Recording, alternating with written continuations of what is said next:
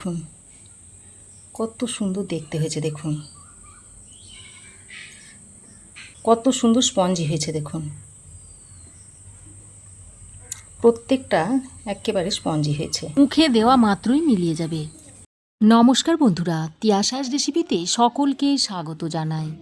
আজ আমি একটা দারুণ সুন্দর ব্রেকফাস্টের রেসিপি আপনাদের সঙ্গে শেয়ার করতে এসেছি। ঘরে থাকা মাত্র কয়েকটা উপকরণ দিয়ে রেসিপিটা আপনারা বাড়িতে খুব সহজেই তৈরি করে নিতে পারবেন। সকাল বা বিকালের জলখাবার হিসাবে এই রেসিপিটা আপনারা খুব তাড়াতাড়ি তৈরি করে নিতে পারবেন। আর তাছাড়া এটা আপনারা বাচ্চাদের টিফিনে কিংবা স্কুল কলেজেও দিতে পারবেন। আর এই রেসিপিটা আমি একদম ইউনিকভাবে আপনাদের তৈরি করে দেখাবো।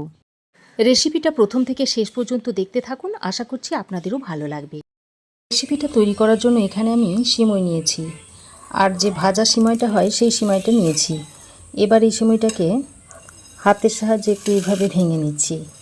ভেঙে নিতে হবে। আমি এখানে এই হাফ কাপ পরিমাণ সিমই নিয়েছি। এইভাবে সিমইটাকে ভেঙে ছোট করে নিতে হবে।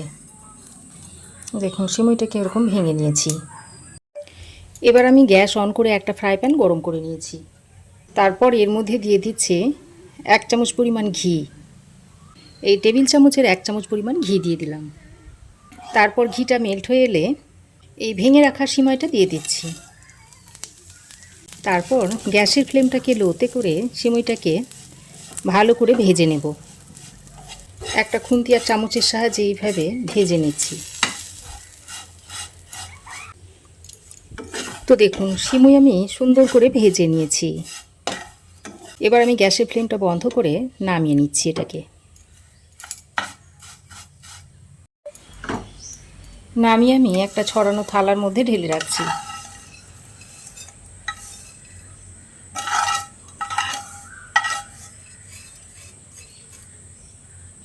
এবার এটাকে এক সাইডে সরিয়ে রেখে এবার আমি একটা বড় বোলের মধ্যে একটা ডিম ভেঙে নিচ্ছি।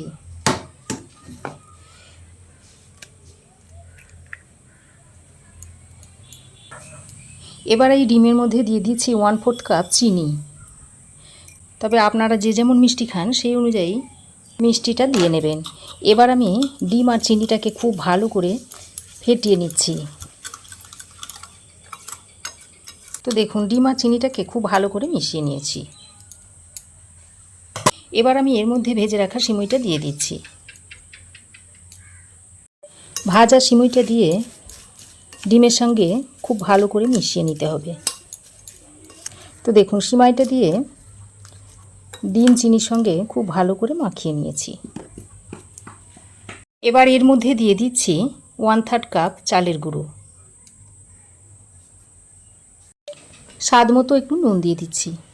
এবার এর মধ্যে জল দিয়ে দিচ্ছি। দিয়ে আবারও ভালো করে সব কিছুকে মিশিয়ে নিচ্ছি। আমি একটু হাত দিয়ে ভালো করে মাখিয়ে নিচ্ছি। হাত দিয়ে মাখলে মাখানোটা খুবই ভালো হয়। তো দেখুন হাত দিয়ে সব কিছুকে ভালো করে মাখিয়ে নিয়েছি। এবার আমি এর মধ্যে অল্প 1 পিঞ্চ মতো খাবার সোডা দিয়ে দিচ্ছি। খাবার সোডাটা দিয়ে আবারও ভালো করে মাখিয়ে নিচ্ছি। দেখুন মিশ্রণটা আমি রেডি করে নিয়েছি।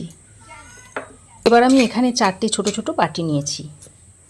এখন এই বাটির মধ্যে সাদা তেল দিয়ে দিচ্ছি।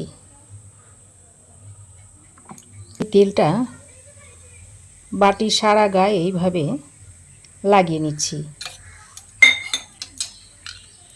4টে বাটিতেই আমি তেলটাকে এইভাবে লাগিয়ে নেব।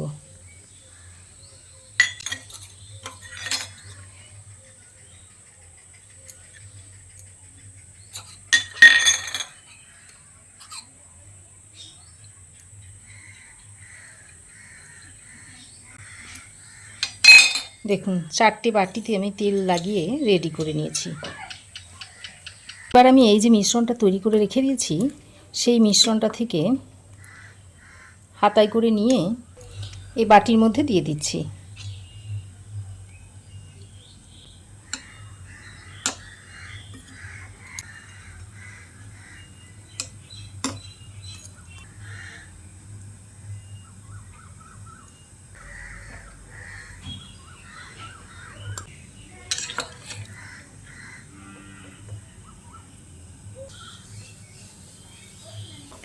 দেখুন বাটি চারটের মধ্যে মিশ্রণগুলো দিয়ে দিয়েছি।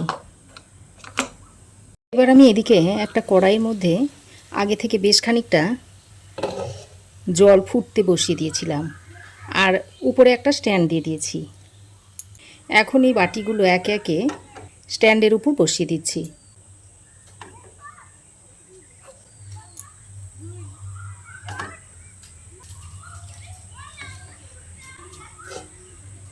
তারপর একটা ঢাকনা লাগিয়ে দিচ্ছি, আর এই ঢাকনার ছিদ্রটাকে একটা লবঙ্গ দিয়ে বন্ধ করে দিচ্ছি।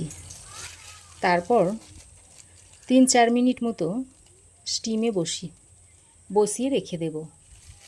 তো দেখুন ঢাকা দিয়ে 3-4 মিনিট মতো স্টিমে বসিয়ে রেখেছিলাম, আর দেখুন কতটা ফুলে গেছে। আর দেখুন এগুলো হয়ে গেছে। এখন আমি এই বাটিগুলোকে নামিয়ে নিচ্ছি।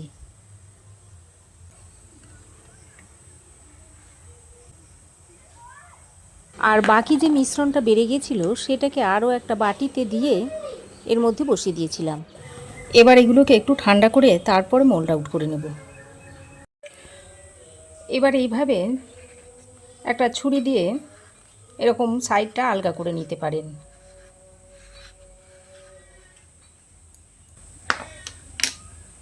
আর ঠান্ডা হলে দেখুন এইভাবে হাত দিয়ে একটু টানলেই দেখুন সাইডগুলো ছেড়ে যাচ্ছে। এবার এইভাবে খুলে নিচ্ছি দেখুন।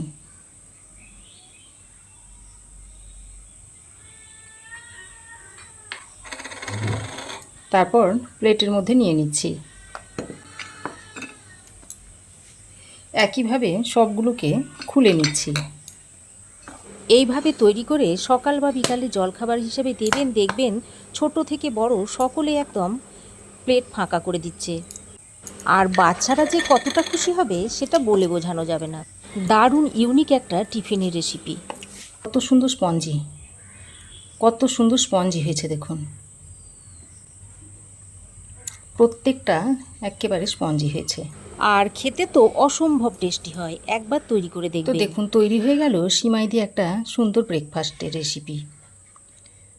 তো রেসিপি কেমন লাগলো অবশ্যই একটা কমেন্ট করে জানাবেন। ভালো লাগলে একটা লাইক ও শেয়ার করবেন। পাশে থাকা বেল আইকনটাও অবশ্যই প্রেস করে দেবেন। আর আমার চ্যানেলে যদি নতুন হয়ে থাকেন তো প্লিজ চ্যানেলটাকে সাবস্ক্রাইব করার অনুরোধ রইল। আজ এই পর্যন্তই। আবার দেখা হবে নতুন কোনো রেসিপি নিয়ে নেক্সট এপিসোডে। সে পর্যন্ত ভালো থাকবেন, সুস্থ থাকবেন। ধন্যবাদ।